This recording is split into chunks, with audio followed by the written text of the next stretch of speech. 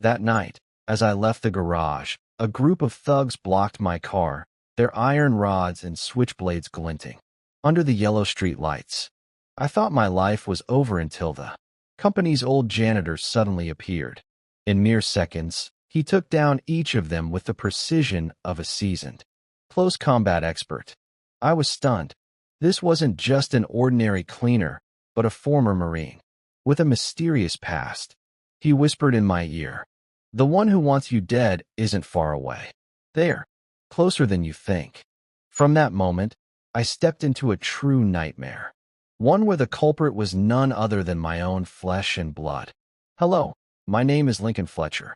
I'm 38 years old, living in Phoenix, Arizona, where the desert sun scorches everything from the sand to people's dreams.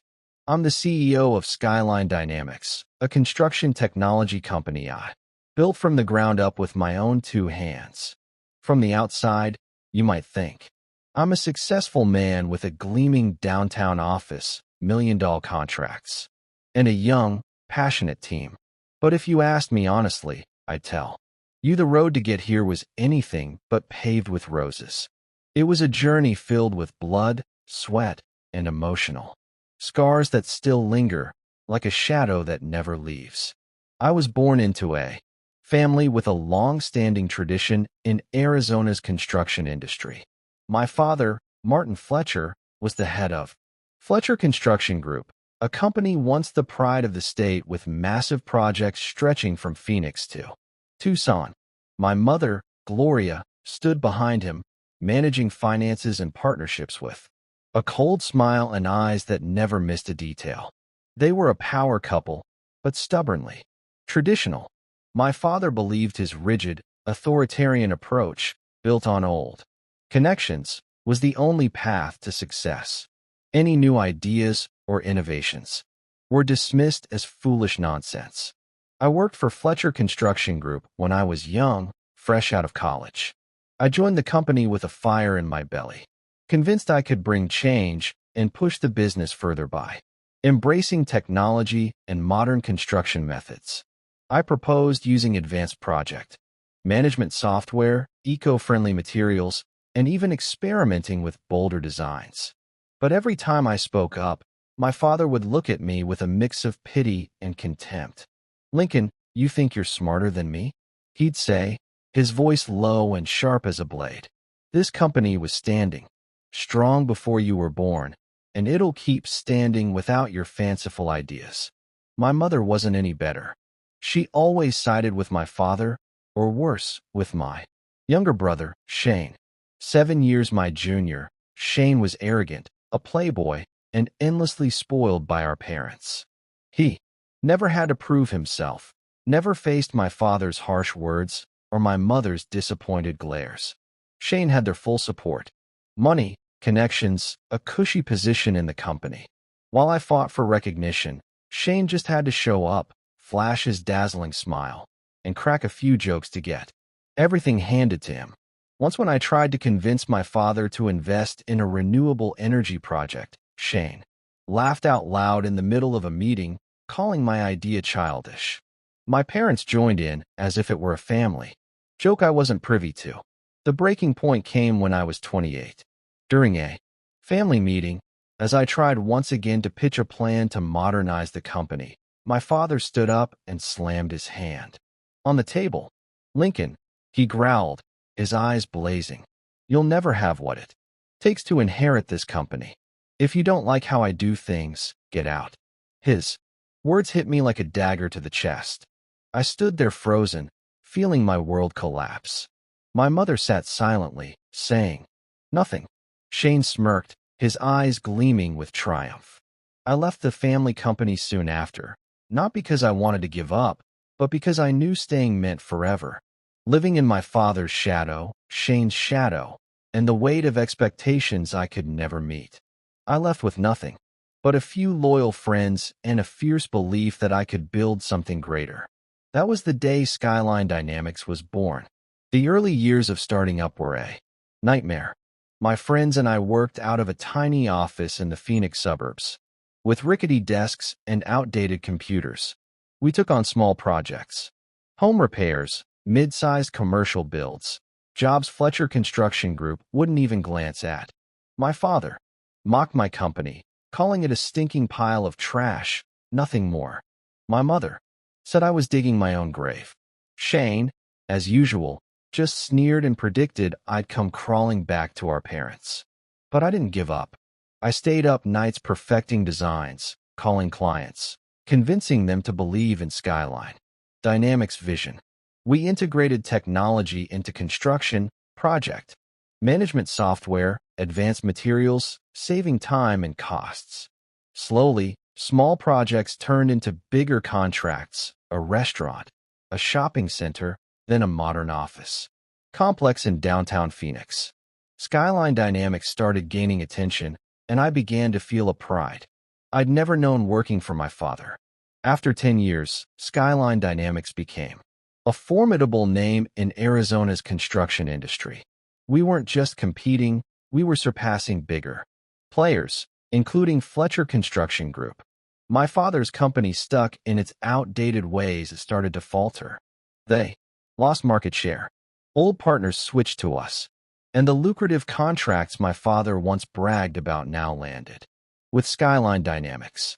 I didn't set out to destroy them, but every contract we won made it clear my parents and Shane saw me as a thorn in their side. Family tensions grew worse. The rare family dinners became silent battlegrounds. My father stopped mentioning my company, but his bitter glances said enough. My mother constantly defended Shane, even when he showed up late, drunk, or openly mocked me. Shane, backed by our parents, grew more arrogant. At one family gathering, he loudly asked in front of everyone, "Lincoln, I hear your company landed a big contract, huh? You sure you can hold on to it? Or will you lose it like you lost your place in Dad's company?" The room erupted in laughter except for me.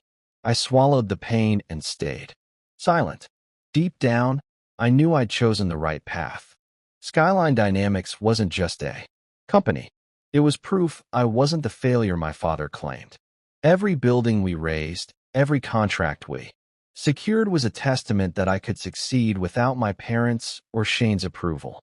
Little did I know, in the shadows of those successes, a storm was quietly brewing. A plot I never could have imagined, orchestrated by the very people I once called family. It all began one late night at Skyline Dynamics headquarters under flickering fluorescent lights and an eerie chill that hinted at something ominous. I stepped out of the office, the leather briefcase heavy in my hand, the sound of the door locking echoing sharply in the deserted hallway. The clock was nearing midnight, and the entire building seemed enveloped in an eerie silence. The neon lights overhead flickered weakly, casting long, distorted shadows across the marble floor. The sound of my dress shoes tapped rhythmically, a monotonous melody in the quiet space. I pressed the elevator button and the sharp ding rang out, cold and piercing like a warning no one heeded. The elevator took me down to the basement where the parking garage awaited. As the doors opened, a gust of cold air hit my face, carrying the scent of motor oil and damp concrete. I stepped forward, my footsteps echoing, and for a moment, my chest tightened. Something felt off, but I couldn't pinpoint what. Maybe it was just exhaustion, I told myself, or my stressed mind conjuring up all sorts of nonsense. I'd only taken a few steps when a figure emerged from the corner of the hallway leading to the parking lot. It was old Alan Hayes, the janitor who'd been working in this building since Skyline Dynamics was founded. He was frail, his thin frame stooped, his gray hair disheveled under a worn baseball cap. His cleaning cart rattled noisily, and, in the dim light, his face appeared etched with deep wrinkles like a map of the years he'd lived through. "Hey, Mr. Allen," I said, forcing a polite smile despite my urge to get home quickly. "Working late tonight." The old man didn't respond immediately. He stopped, his cart, his gnarled hands gripping the broom handle tightly, and his piercing eyes locked onto mine. There was something in his gaze that made me pause. It wasn't the look of an ordinary janitor. It was sharp, as if he could see right through me, through the polished businessman facade I wore every day. "You shouldn't go out tonight, Lincoln," he said, his voice low and growly, each word chosen with care. "It's not safe." I blinked, taken aback. "What do you mean?" I gave a small laugh, trying to lighten the mood. "Mr. Allen, I'm just heading home. What's not safe about that?" He didn't smile. He stepped closer, the cart rattling like a warning. His eyes remained fixed on me, and for a moment, a chill ran down my spine. "There are things you don't see," he whispered, his voice so low I had to strain to hear it. "But I see them, and I'm telling you, it's not safe tonight." I frowned, a flicker of irritation rising. What was wrong with this guy? I knew Alan Hayes was an odd one. Always working quietly, rarely speaking, sometimes disappearing for hours with no one knowing where he went. But I'd never pegged him as the type to spout cryptic nonsense to scare people. "Mr. Allen," I said, keeping my tone calm, "I appreciate your concern, but I'm fine." "Really? I just need to get home and sleep." He didn't budge. He stood there, blocking the path to the parking lot as if trying to stop me. "You don't understand," he said, his voice still low, but now carrying an urgency. "I've seen things like this before. The signs, the people lurking around here. Don't dismiss what I'm telling you, Lincoln." My irritation grew. It had been a grueling day, wrestling with everything from tense client meetings to the pressure of an impending contract. The last thing I needed was an old janitor throwing vague warnings at me that would keep me up at night. "Mr. Allen," I said, my voice rising slightly, "I don't have time for this. I need to go. You should get some rest, too. It's late." I brushed past him, deliberately avoiding looking back. But after a few steps, his voice cut through the air behind me, cold and sharp. "If you're set on going, at least turn on your headlights and check your rear-view mirror. Don't ignore what I've said, Lincoln. You'll regret it if you do." I stopped for a split second, my heart beating faster. There was something in his tone that made it impossible to completely dismiss him. An old janitor, probably working too long in this gloomy garage, letting his imagination run wild. I shook my head and kept walking toward the parking lot, my footsteps echoing in the cold space. The basement garage opened before me, vast and dark, lit only by flickering fluorescent bulbs. My black SUV was parked in the far corner, silent like a waiting specter. I gripped my briefcase tightly, quickening my pace, trying to shake the unease clinging to me. "Allen's" words lingered in my mind, uninvited. "It's not safe tonight. Check your rear view mirror." I opened the car door, tossed the briefcase onto the passenger seat, and slid into the driver's seat. The keys jingled as I inserted them into the ignition, and the engine roared to life, shattering the garage's silence. I switched on the headlights, their white beams cutting through the darkness, illuminating the cold concrete pillars. I glanced at the rearview mirror just to be sure, but saw nothing except vague shadows. "Ridiculous," I muttered, chuckling at myself. "You're letting an old man get to you, Lincoln." I pressed the gas, and the car rolled slowly toward the exit. I turned on the radio, hoping for some music to dispel the heavy atmosphere, but the signal was spotty, emitting only annoying static. I sighed, switched it off, and focused on driving.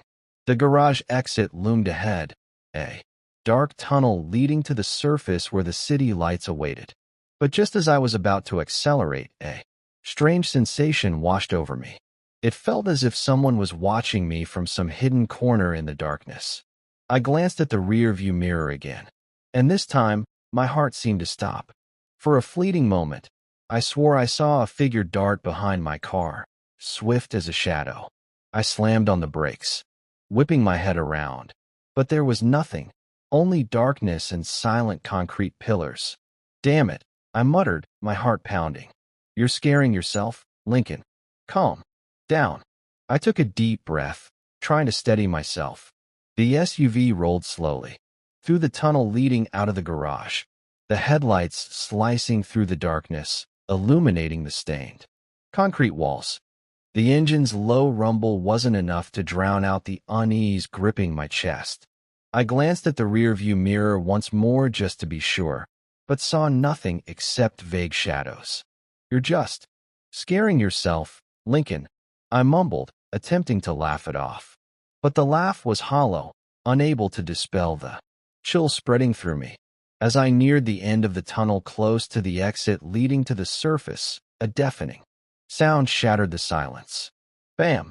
3 cars surged in from both sides, blocking the exit like a steel wall. Their headlights blazed, glaring straight into my eyes, forcing me to squint. My heart raced, blood rushing to my head. "What the hell is this?" I muttered, gripping the steering wheel tightly. The car doors swung open in unison. From the shadows, 4 or 5 figures emerged, their movements slow but menacing. They wore black masks, concealing their faces with only their cold, glinting eyes visible under the headlights. One held an iron rod. Another brandished a switchblade, its steel blade flashing with each sweep of the light. The leader, taller than the rest, dressed in a black leather jacket, jerked his chin toward me. His voice was deep and raspy, as if trained to instill fear. "Get out of the car, Fletcher," he said, his tone icy.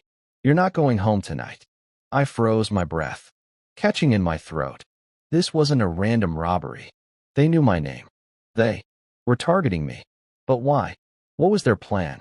In that split second, a dozen questions swirled in my mind, but I had no time to answer them. Instinctively, I locked the car doors, my trembling hands fumbling for the phone in my jacket pocket. "Stay calm," I told myself. "Call 911. The police will come." But before I could dial, a thunderous crash rang out. The thug with the iron rod smashed it against the windshield, creating a long spiderweb-like crack. I flinched, the phone slipping from my hand and clattering to the floor. "Get out now," the leader barked, his voice now laced with anger. He struck the windshield again, and I knew it wouldn't withstand many more hits. My heart pounded wildly, sweat beading on my forehead. I glanced at the rear-view mirror, hoping for an escape route, but both sides were completely blocked. I was trapped like an animal in a cage. Just when I thought it was over, a figure suddenly burst from behind a concrete pillar. I blinked, unable to believe my eyes. It was Alan Hayes, the frail old janitor I'd spoken to just minutes ago.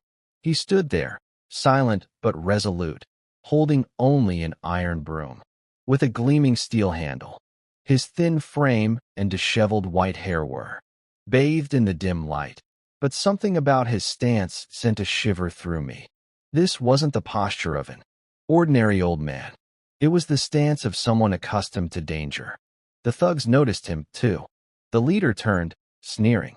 "Old man, get lost," he growled. "This isn't your place. Scram unless you want trouble." Alan didn't respond. He stepped forward, slow but steady, his eyes never leaving them. The broom spun lightly in his hands, wielded like a weapon he'd mastered. "I warned him," he said, his voice low and calm, his gaze fixed on the leader. "Tonight isn't safe, and now you're the ones who will pay for ignoring that." The thug with the iron rod laughed, the sound echoing in the cold garage. "This old man's crazy," he said, then swung the rod at Alan, aiming to knock him down. But what happened next left me speechless. In a flash, Alan sidestepped, the broom sweeping down to strike the thug's knee. The man screamed, stumbling and collapsing, the rod clattering to the ground. Before the others could react, Alan spun, his elbow slamming into the face of the second thug, who fell back, clutching his face and groaning. I sat in the car, mouth agape, unable to process what I was seeing. The old janitor, who I'd thought only swept floors and emptied trash, was taking on a group of thugs like a seasoned warrior. His movements were precise, deliberate, as if he'd been trained for moments like this. Another thug charged, his switchblade glinting. I shouted, reaching for the door to help, but Alan seemed to have everything under control. He dodged, disarming the thug in an instant, then drove the blade into the floor, pinning it to the concrete. The sound of metal striking cement rang out. Sharply, a warning. The thugs panicked. The remaining one stepped back, there, eyes wide with fear. The leader cursed, his voice trembling. "Who the hell is this old man?" he shouted, then signaled to his crew. "Let's go." They scrambled to drag their injured comrades into the car's doors, slamming as the vehicles roared to life and sped out of the garage in a frenzy. Their tail lights faded into the tunnel, leaving behind a heavy silence. I sat there breathing heavily, my heart still pounding like it might explode. I opened the car door and stepped out, my legs so shaky I nearly fell. Alan stood there adjusting his worn jacket as if what just happened was a minor chore. The iron broom remained in his hand, a trusty companion. I stared at him, stammering, unsure of what to say. "My God, who are you?" I finally managed. "I thought you were just a janitor." Alan looked at me, his eyes softening, but still carrying that indescribable sharpness. He shrugged, his voice low and calm. "I think we should sit down and talk for a bit, Lincoln, to calm down and understand each other better." I nodded, still in shock. The garage fell silent again, broken only by my ragged breaths. I stared at Alan. The man I'd thought just minutes ago was nothing more than a harmless old janitor now standing before me like a living enigma. "Let's go," Alan said, gesturing toward a corner of the garage where a small bench sat for the security guards to rest. "Sit down for a bit. You need to breathe. And I need to explain." I followed him, my legs still shaky, my mind reeling with 1,000 questions. We sat on the bench, the faint glow from the overhead bulb casting a dim halo around us. The garage was freezing, but sweat still beat on my forehead. I looked at Alan, searching for words to begin, but all I could manage was, "You. You just saved my life. But who are you? Why are you here? And how did you know this was going to happen?" Alan smiled, a faint but meaningful smile, as if he'd been waiting for this question for a long time. He removed his worn baseball cap, revealing his disheveled white hair, and leaned back, his gnarled hands resting on his knees. "My name is Alan Hayes." He began, his voice low and deliberate like he was recounting a story buried for too long. "I'm 67 years old, and I'm not just an old janitor like you thought." I blinked, waiting. Alan took a deep breath, his eyes drifting across the garage as if peering into a distant past. "I was a U.S. Marine," he said. "Served in 3 war zones from Vietnam to places you've probably never heard of. I've seen it all. War, blood, and things even worse. When I left the service, I didn't want to be some old man spinning war stories in a bar. I chose a quiet life, doing simple jobs like this." He gestured toward the cleaning cart nearby. "But don't be fooled, Lincoln. Once you've lived through those days, your instincts never sleep." I listened, my mouth dry. A former Marine working as a janitor in my building. It sounded like something out of a movie. But after what I'd just witnessed, I didn't dare doubt him. "So you knew something?" I asked, my voice trembling. "About them?" "About what just happened?" Alan nodded, a glint of steel in his eyes. "For the past few weeks, I've noticed people lurking around this building. Strange cars parked on the corner. Guys in dark clothes standing across the street smoking, watching everything. They weren't petty thieves, Lincoln. They moved with purpose, like they were scouting. I recognized the smell of danger right away. Old soldiers' instincts never fail." A chill ran down my spine. "But why target me?" I asked, my voice nearly breaking. "I'm just a businessman, not a criminal. I don't have enemies. Or at least I didn't think I did."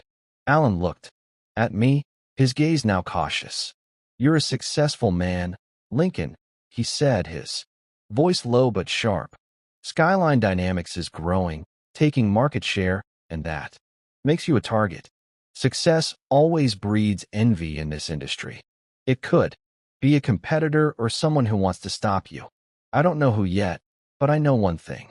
Those guys weren't acting randomly. They were hired and someone paid them to come after you. His words sent a shiver through me. I thought of the major contract Skyline Dynamics had recently won. The bitter glares from industry players. But then another thought crept in. One I didn't want to face. My father, my mother, Shane. No. I shook my head, trying to banish the image. They might not like me, might resent my success, but they were family. They couldn't. They wouldn't do something like this. Or could they? My throat tightened. Alan seemed to read my thoughts. He leaned forward, lowering his voice. I slipped a tracking device under one of their cars, he said, his tone calm but confident. Not during the fight. I'm not that fast anymore. He chuckled softly, the first hint of humor I'd seen in him. When I saw them storm into the garage, I slipped behind a pillar before they noticed me. I tossed the tracker under the nearest car as they pulled up. Lucky for us, they were too focused on you to notice me. He pulled an old phone from his jacket pocket and opened the screen. A red dot blinked on a map. Where are they now? I asked, my voice hoarse. Hey, warehouse on the outskirts of Phoenix, Alan replied. If you want to know who's behind this, we need to follow the trail.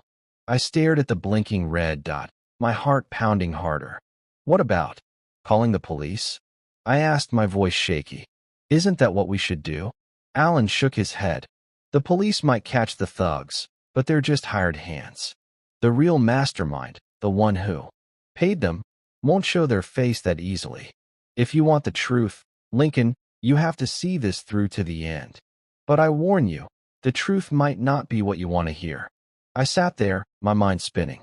Part of me wanted to call 911, let the police handle everything, and end this nightmare. But another part, deep inside, burned to know the truth. I thought of the massive contract Skyline Dynamics was about to sign, one that could transform the company's future. I thought of the venomous looks from my parents and Shane, the cutting words they'd thrown at me. If this was a plot, if someone was trying to destroy me, I needed to know, no matter how painful the truth might be. I took a deep breath and looked straight into Alan's eyes. All right, I said, my voice steadier than I expected. I'll go with you, but if this involves my family. I paused, my throat tightening. I'm not sure I'm strong enough to face it. Alan placed a gnarled hand on my shoulder, his gaze as steady as steel.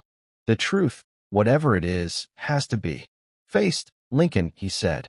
And this time, you're not alone. I nodded, but my heart was still flooded with unease. Alan's words were like a cold wind sending shivers through me. The truth. I craved it, yet feared it all the same. I stared at the blinking red dot on Alan's phone screen. It was like an invitation pulling me into a nightmare I wasn't ready to face. But I knew if I turned away now, I'd live forever in doubt and fear. All right, I said, my voice but resolute. Where do we start? Alan gave a fleeting smile, just enough to calm the storm inside me.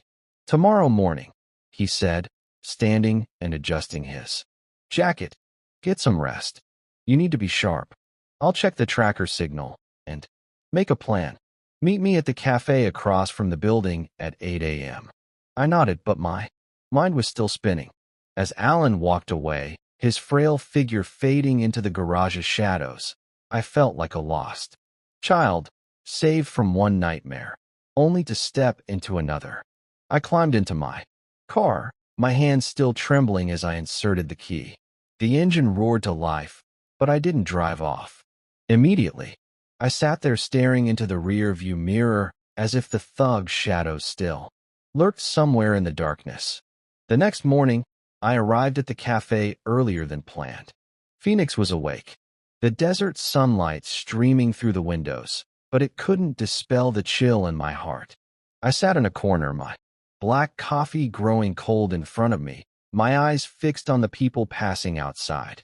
Every time the door's bell chimed, I flinched, half expecting the thugs to have found me. I hadn't slept much the night before.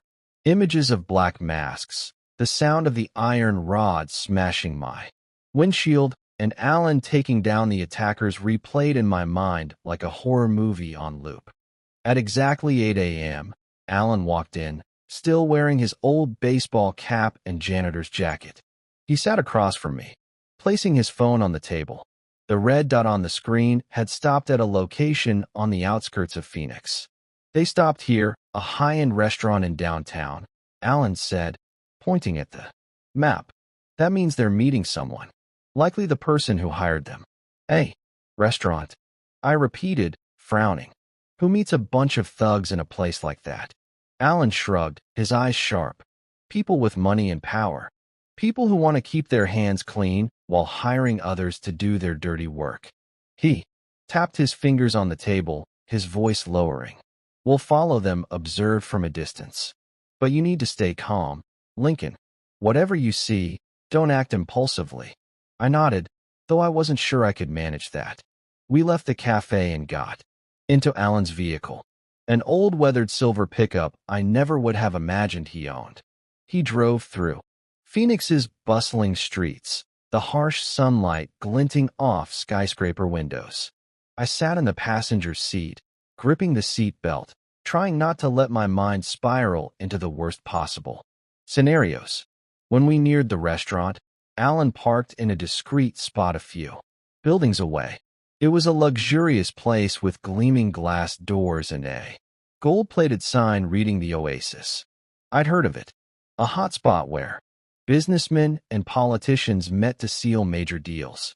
Alan pointed to a black SUV parked near the entrance. That's their car, he said. The tracker's still active. We sat in the truck watching from afar. Soon enough, I saw the thugs emerge from the SUV. They weren't wearing masks anymore, but their movements and attire still radiated danger.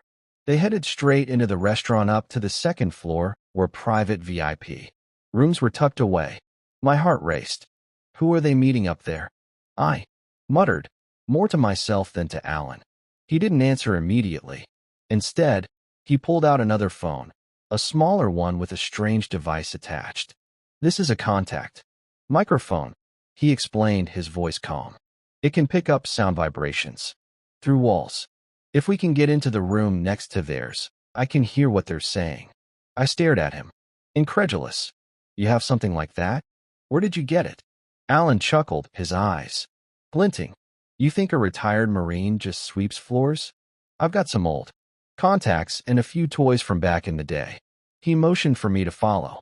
Come on. We need to book a VIP room right next to theirs. I swallowed hard, my heart pounding, but I followed him.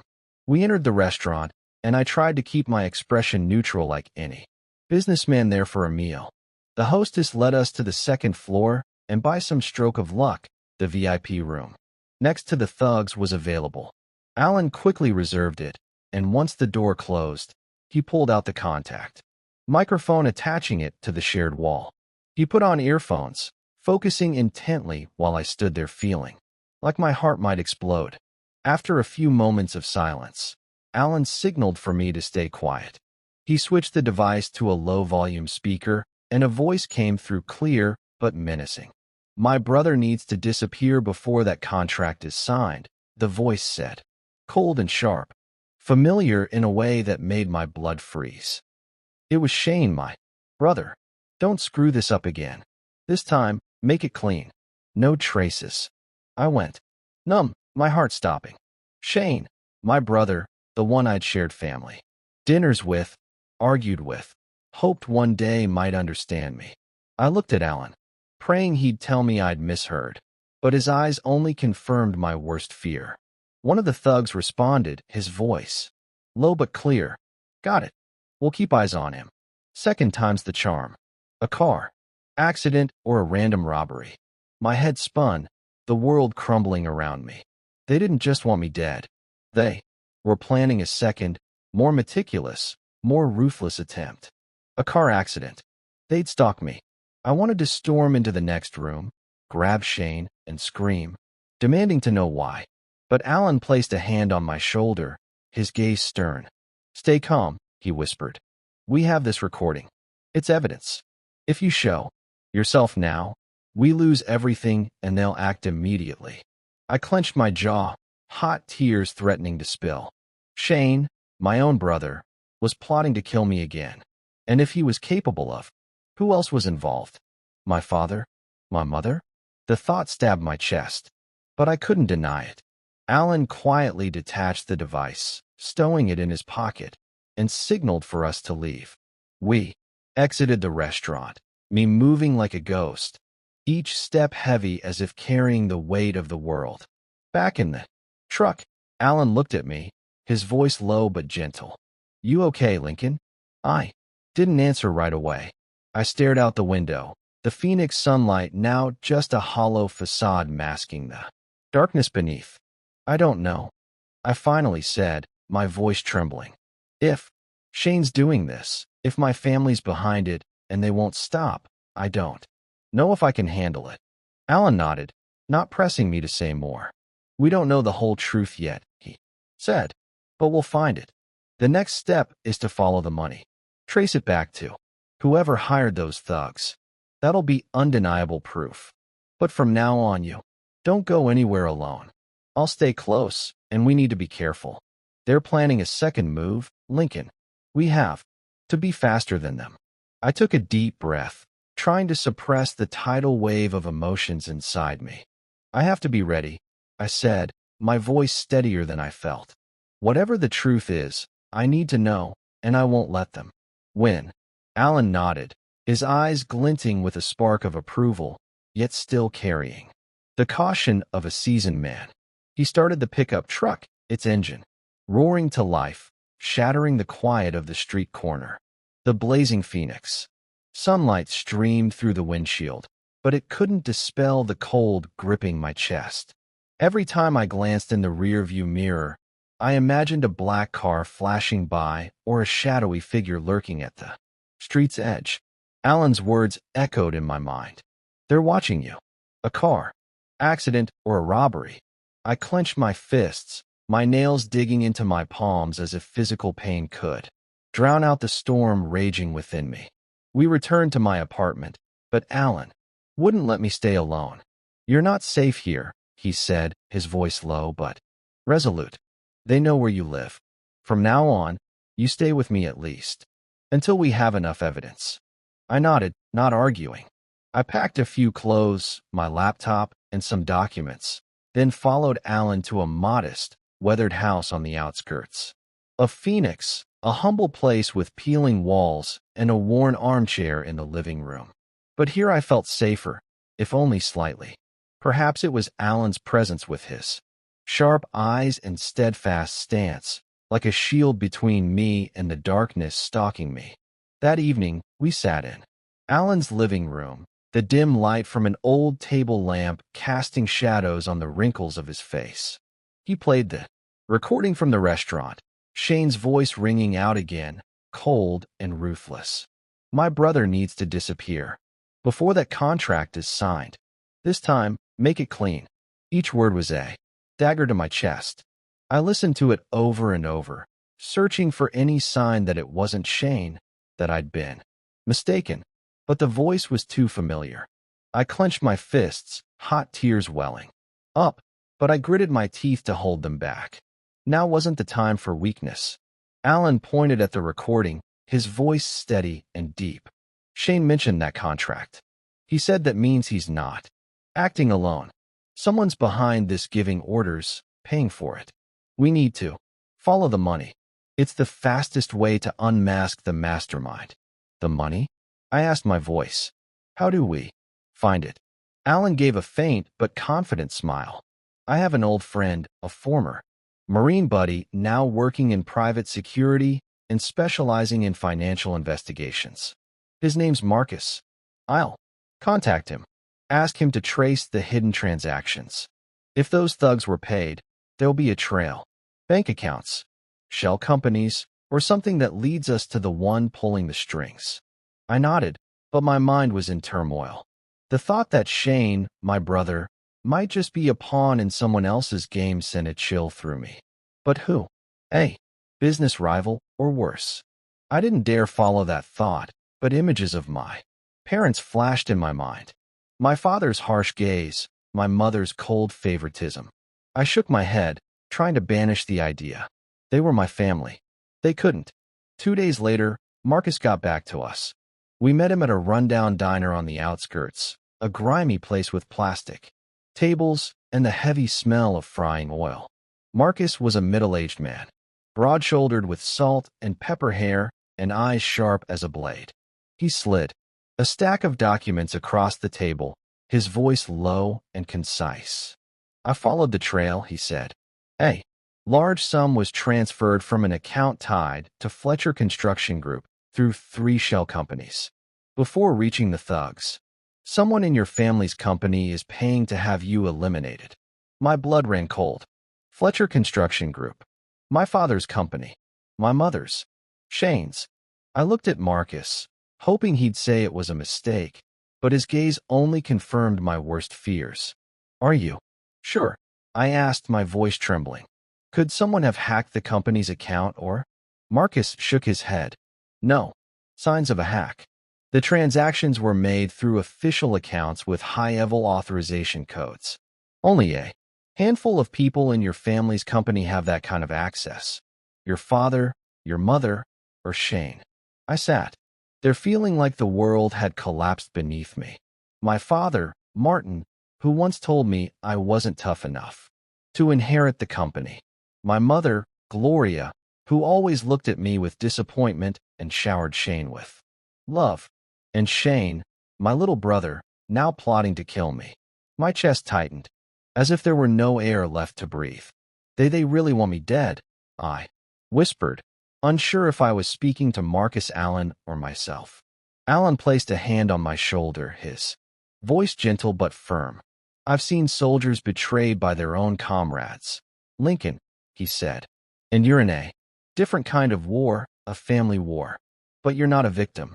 You can stand up and face them. We have the recording, and now we have the financial trail. But to be certain, we need more evidence. Something they can't deny. I looked at him, hot tears streaming down my cheeks. But I didn't wipe them away. They're my family, I said, my voice breaking. Did they ever see me as their son? Or was I just a thorn in their side from the day I was born? Allen didn't answer right away. He just looked at me, his eyes carrying a deep empathy, as if he'd felt similar wounds before. You can't change the past, Lincoln, he finally said. But you can decide your future. What do you want to do? Go to the police now, or keep digging for the truth? I took a deep breath, trying to suppress the pain tearing through my chest. Going to the police would be easier. Let them arrest Shane, my parents, and end it all. But I knew if I did that, I'd never uncover the full truth.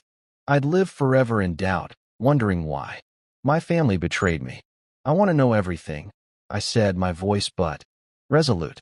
I want to face them with undeniable evidence. I want them to answer for what they've done. Allen nodded, his eyes gleaming with determination.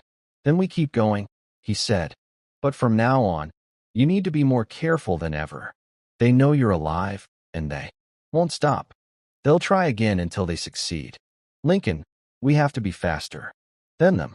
I swallowed hard, feeling as if a stone were pressing down on my chest.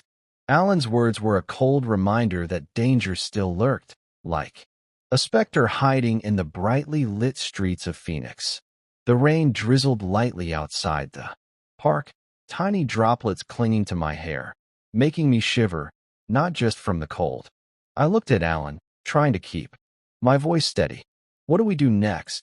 I asked, though deep down I knew each step forward would plunge me deeper into this nightmare. Allen stood, adjusting his jacket, his gaze sharp as a blade. We set a trap for them, he said, his voice low but resolute. Your parents, Shane, they think they've got everything under control. We'll let them incriminate themselves right in their own home. A hidden camera, a tiny microphone, and their own arrogance will do the rest. The next day, I drove to the Fletcher estate on the outskirts of Phoenix, my heart heavy as lead.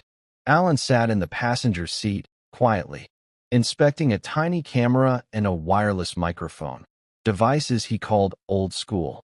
Toys. Record everything. He whispered, his voice calm but confident. You just need to stay calm. Act like you're giving up. They'll dig their own graves. The estate loomed into view.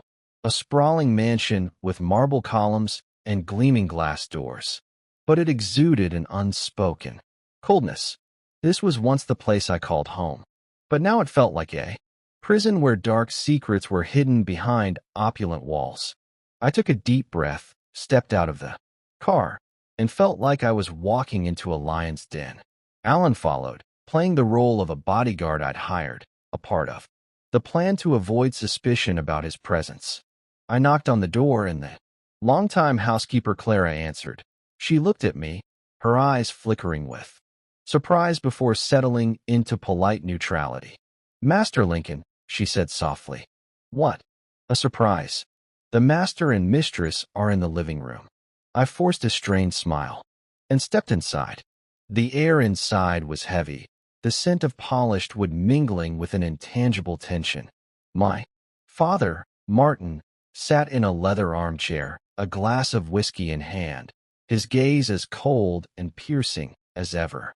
My mother, Gloria, stood near the fireplace, her elegant dress impeccable, but her smile stiff. Shane wasn't there, a fact that brought both relief and unease. I wasn't sure I had the strength to face him just yet. Lincoln, my father, said, his voice deep and icy. What are you doing here? Come to apologize for tearing this family apart? I clenched my jaw, struggling to stay calm. I came to talk, I said, my voice steadier than I felt. I know someone's trying to hurt me. Last night, I was attacked in the company garage. I hired this bodyguard. I gestured toward Alan, standing silently in the corner to protect me. But I don't want to keep fighting. I'll step back. Let go of the big contract. I'm tired. My father raised an eyebrow, a triumphant glint in his eyes. Smart move, he said, his voice dripping with arrogance. That's the wisest decision you've ever made, Lincoln. My mother stepped forward, placing a hand on my shoulder, but her touch was cold, like a rehearsed performance. Lincoln, you've worried me so much, she said, her voice feigning gentleness. If you behave, everything will be fine. Our family needs to stay united. I looked at her, my heart aching. Her words sounded like comfort, but her eyes gleamed with calculation. I wanted to scream, to demand why they wanted me dead, but I remembered Alan's advice. Stay calm. Let them expose themselves. I nodded, finding exhaustion. I just want this to stop, I said. I won't cause trouble anymore. While I spoke, Alan moved quietly around the room, pretending to check the windows like a diligent bodyguard. But I knew what he was doing. With swift, practiced movements, he planted a hidden camera behind a framed painting and a tiny microphone under the edge of the wooden table in the study. The devices were so small they'd go unnoticed, even under scrutiny. Alan returned, giving me a subtle nod to signal everything was in place. We left soon after, leaving my parents in their smug satisfaction. Back at Alan's house, he connected the devices to his laptop, and the screen began streaming footage from the estate. The visuals were crisp, the audio clear. I sat there, my heart pounding, waiting for what I both hoped and dreaded. Not long after, Shane appeared on the screen.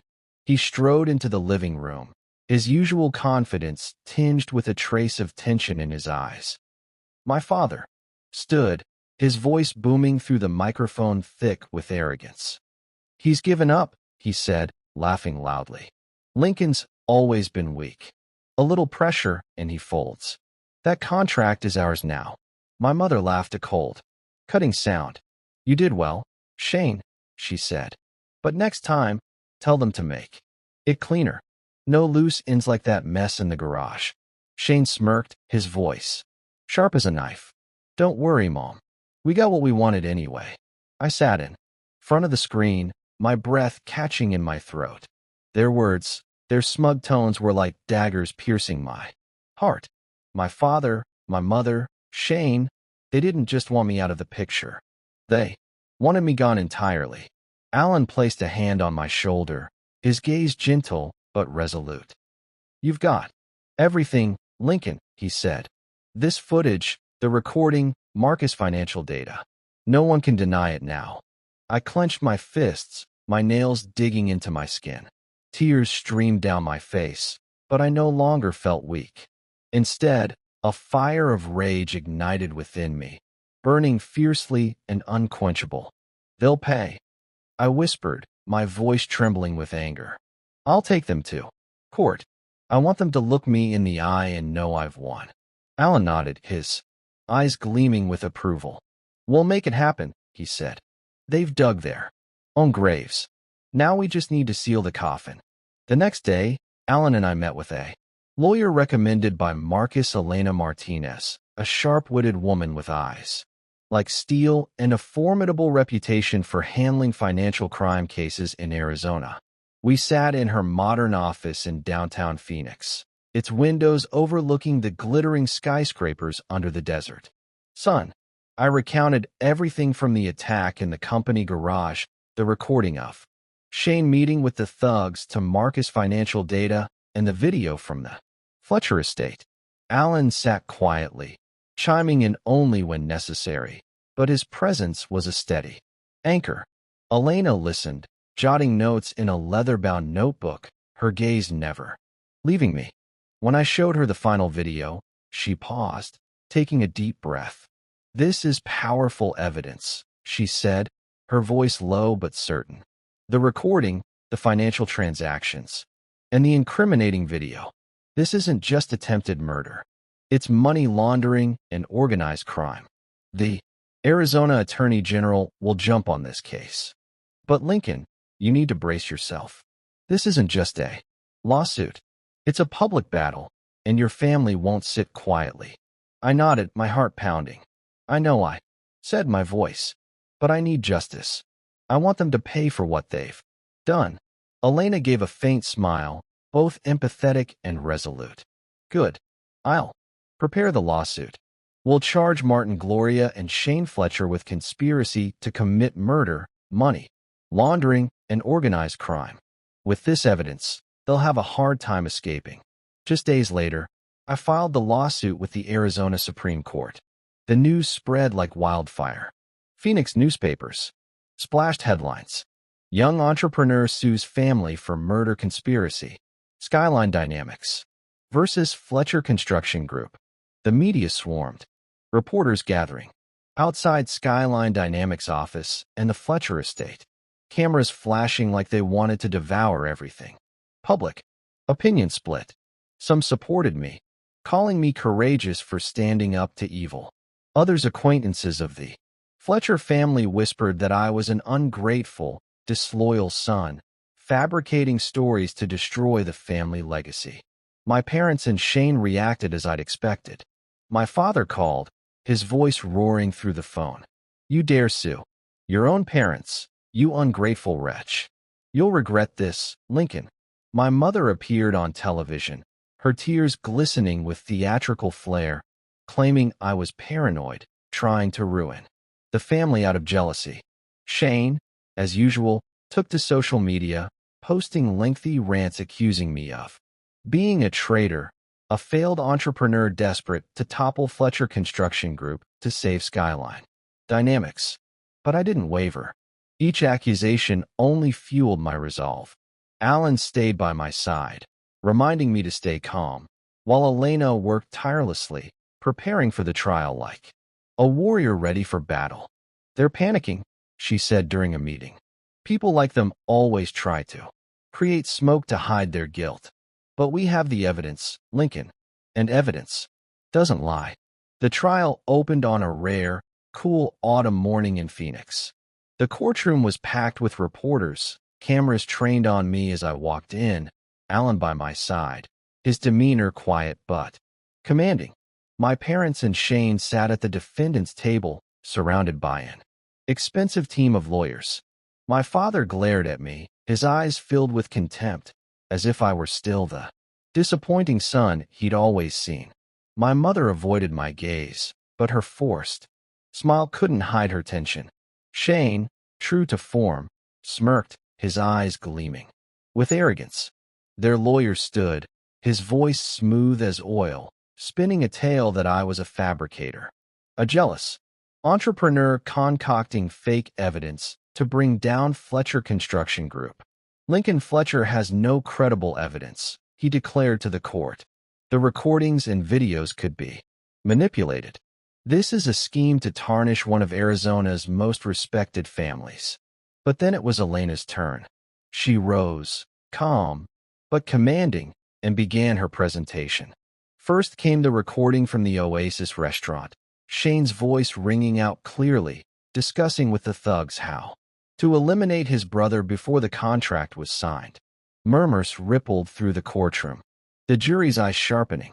Next, Elena presented Marcus Harlan's financial data detailing transactions from Fletcher Construction Group through a shell company, Desert Holdings LLC, directly to the thugs' accounts. This was no coincidence, Elena said, her voice cutting. This was a meticulously planned scheme funded by the family's own company. Then came the decisive moment. Elena played the video from the Fletcher estate. The courtroom's large screen lit up, showing my father, mother, and Shane gloating about how Lincoln had given up, and their plans to make it cleaner next time. My mother's cold laugh, Shane's arrogance, and my father's triumphant tone echoed through the silent courtroom. The room fell still. Some reporters gasped.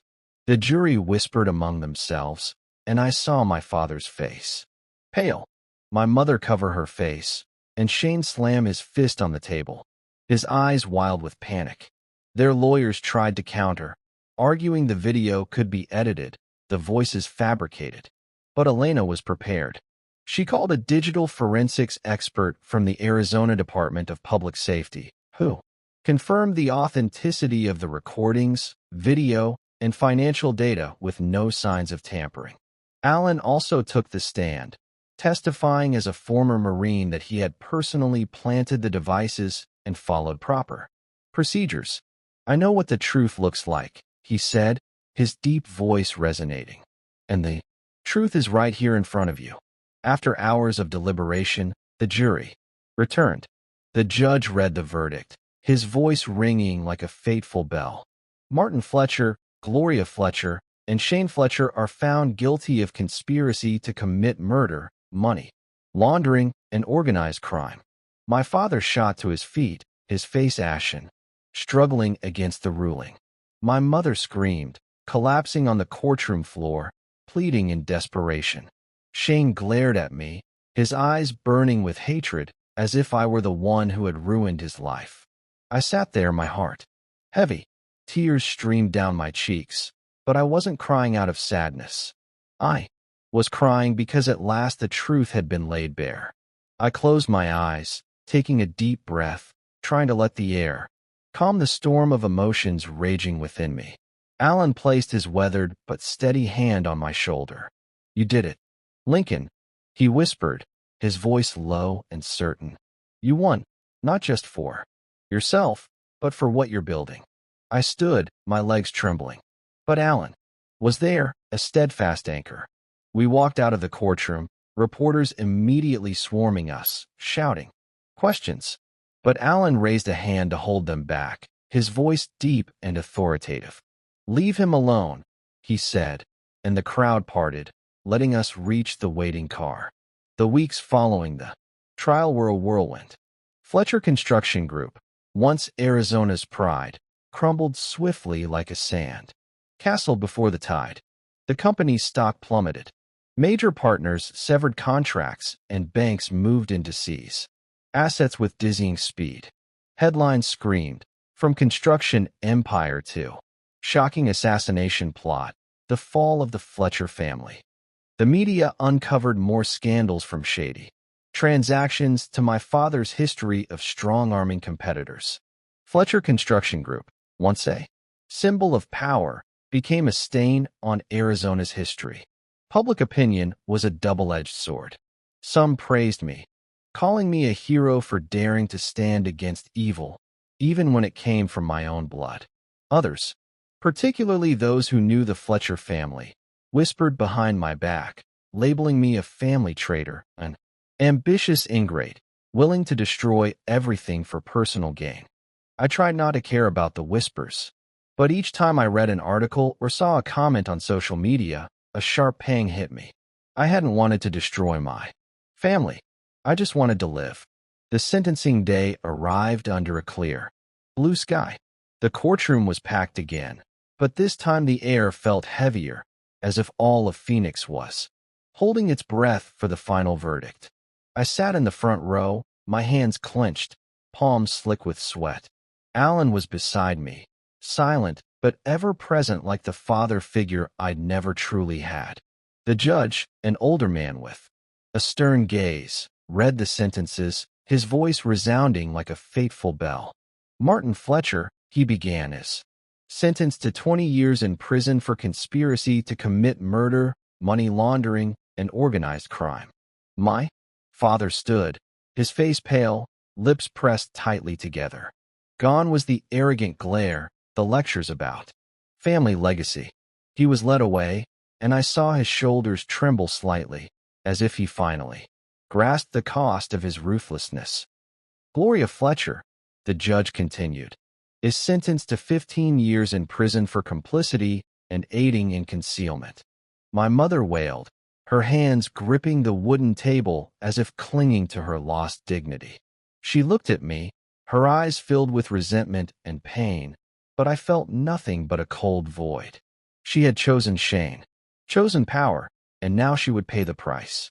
Shane Fletcher, the judge went on, receives a 25-year sentence for directly orchestrating the murder conspiracy and associating with a criminal organization. Shane leapt to his feet, shouting curses. "You'll regret this, Lincoln," he screamed as he was led away, his eyes blazing with hatred, but his voice faded, dissolving into the air as the courtroom doors closed behind him. When the judge's gavel struck its final blow, I felt as if a door in my heart had closed, too. Justice had been served, but it brought no joy. It left only an emptiness where family dinners, summer days playing ball in the backyard, and memories I once thought were real had been. I stepped out of the courtroom, and the sunlight glaring again, but this time it didn't blind me. I felt a slight relief, as if a weight had been lifted. Alan walked beside me, saying nothing, but his presence was enough. "You okay?" he finally asked, his voice low and gentle. I stopped, gazing at the horizon where the Arizona desert stretched endlessly. "I don't know," I said, my voice. "I won, but I lost everything. My family. They were gone long before this, weren't they?" Alan placed a hand on my shoulder, his eyes filled with empathy. "Family isn't always about blood, Lincoln," he said. "Sometimes family is the people who choose to stand by you when the world turns its back." I nodded, tears streaming down again, but this time I smiled. The months following the trial were a strange journey, both painful and liberating. I returned to the Skyline Dynamics office, but each time I stepped inside, I felt an emptiness. My employees, who had stood by me through thick and thin, now looked at me with a mix of awe and concern. They knew the story. Who didn't? When it dominated every headline, young entrepreneur Lincoln Fletcher, from victim of a family conspiracy to symbol of justice. But I didn't feel like a symbol. I was just a man trying to stand up after his entire world had crumbled. Skyline Dynamics began to thrive. The trial had thrust my company into the spotlight, but not in a negative way. New clients came knocking. Major partners placed their trust in us, and we secured contracts I had once only dreamed of. But those victories couldn't fill the void in my heart. Some nights, as the neon office lights illuminated my weary face, I thought back to the family dinners of the past, the days when my mother still smiled at me, even if it was forced. The days when Shane was just my foolish little brother arguing over a toy. Those memories were like shards of glass, sharp, untouchable, but I held on to them because they were part of me. Alan became an indispensable part of my new life. He was no longer just the janitor at Skyline Dynamics. I offered him a role as a security consultant, but he just laughed and declined. I like the simple life, Lincoln said, but he still showed up every week, bringing a cup of coffee and stories from his military days like a father figure I'd never had.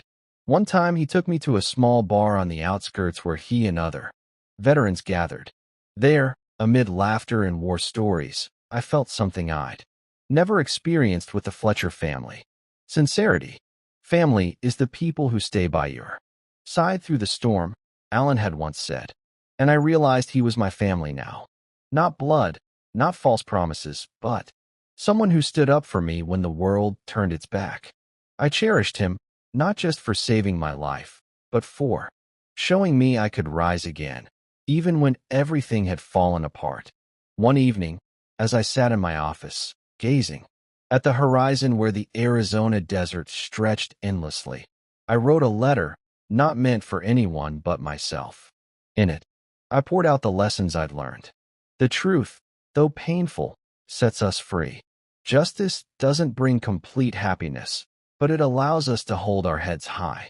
And most importantly, I wrote, blood can betray you, but honor and righteousness never will. What matters is daring to stand up, daring to cut away what's toxic to protect yourself and what you believe is right. I folded the letter, tucked it into a drawer, and stood. Outside, Phoenix still glowed with vibrant lights, but this time I didn't feel alone. The road ahead was still full of challenges, but I walked it unburdened by the past. A quiet but resolute voice within me spoke. I lost everything to keep myself, and that was the most important victory of all. The story continues in the next chapter in the next linked video. But first, I need you to subscribe to join the family, as we are looking forward to hit our first 10,000 subscribers target, and feel free to share your story in the comments.